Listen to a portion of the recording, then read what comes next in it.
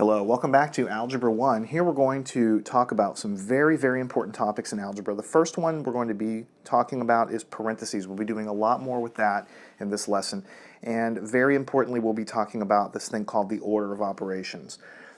Basically, we've talked about this before. Parentheses you set around things that you need to do in your problems, and it forces you to do that part of the problem first. An order of operations is a complete list of the order in which you tackle the math operations in your problem. So it literally tells you step by step what to do first, what to do second, and so on.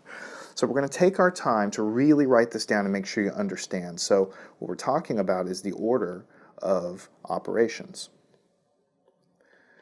And by the way, we're just kind of introducing it here. We're going to be talking about the order of operations all throughout algebra, so it's something that we're going to hit over and over and over again.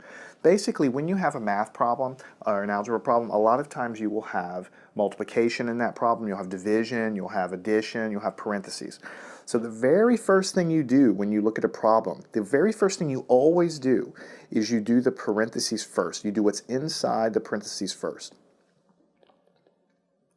So I'm going to write that down, and I've kind of mentioned that to you over and over again. We're going to do the parentheses first, but we're going to do them, sometimes you have multiple sets of parentheses. So you do the inner parentheses first, and you work your way to the outer parentheses. Innermost parentheses to outermost parentheses.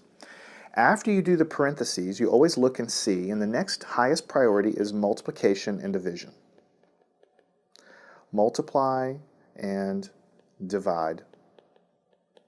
And when you do multiplication and division, in general, you're going to do it left to right.